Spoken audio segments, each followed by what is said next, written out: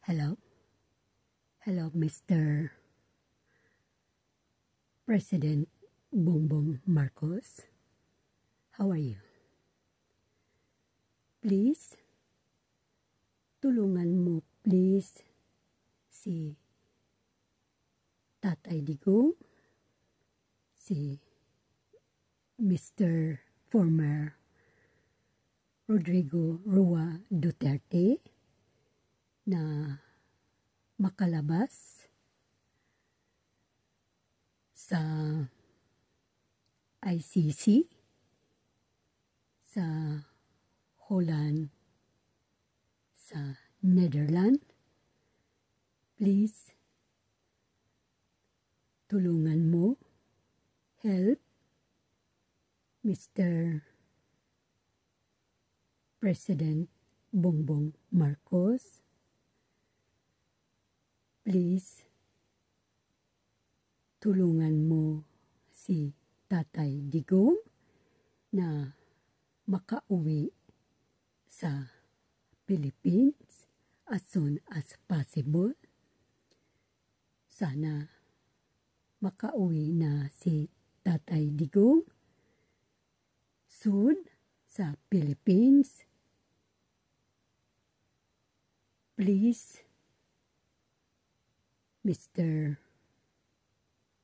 Bongbong Marcos, tulungan mo, help kay Tatay Digong, kay Mr. former Rodrigo Roa Duterte na makalabas sa kulungan ng ICC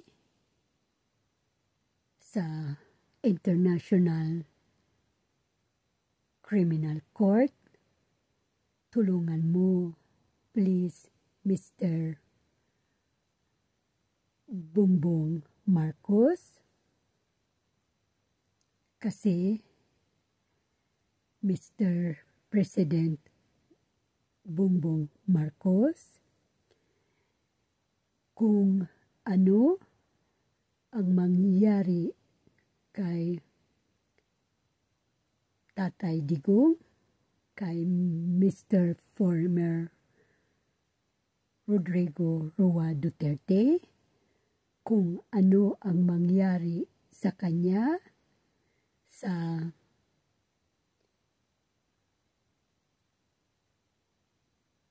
ICC, International Criminal Court, sa kulungan. Ikaw, Mr. President Bongbong Marcos, ang sisihin ng mga tao. At maging kawawa ka, Mr. President Bongbong Marcos, kung ano ang mangyari kay Tatay Digong, kung ano ang mangyari kay Tatay Digong sa ICC, sa International Court Criminal, sa Netherlands, sa Holland. Ikaw ang sisihin ng mga tao kung ano ang mangyari kay Tatay Digong sa kulungan, sa ICC, sa International Criminal Court, sa Holland, sa Netherlands. Kaya please, Mr. President Bongbong Marcos, please, tulungan mo, help kay Tatay Digong, kay Mr. former Rodrigo Roa Duterte. Tulungan mo siya kasi kawawa naman si Tatay Digong sa kulungan sa ICC, International Criminal Court. Kaya please, maawa ka, Mr. President Bongbong Marcos, maawa ka kay Tatay Digong kasi kawawa naman si Tatay Digong nakakulong sa ibang bansa sa ICC, International Criminal Court sa Netherlands, sa Holland. Kaya please, tulungan mo Mr. President Bongbong Marcos, tulungan mo si Tatay Digong na makauwi,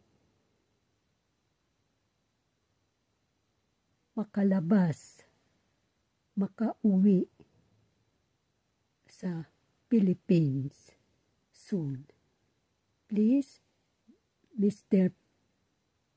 President Bongbong Marcos, please, kawawa naman si Tatay Digong sa kulungan sa ICC, sa International Criminal Court sa Netherlands, sa Holland.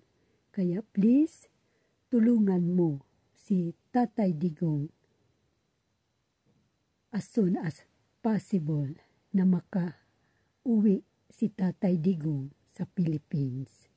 Kaya please, tulungan mo si Tatay Digong. Kasi kawawa si Tatay Digong.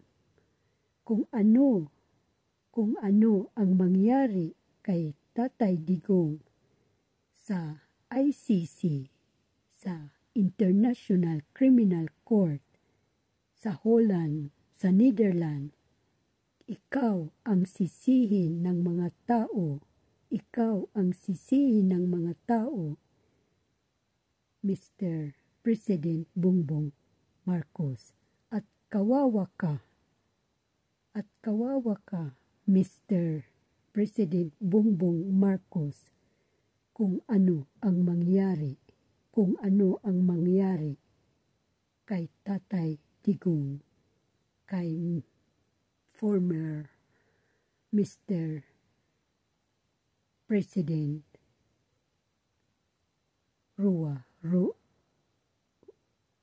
Rodrigo Roa Duterte.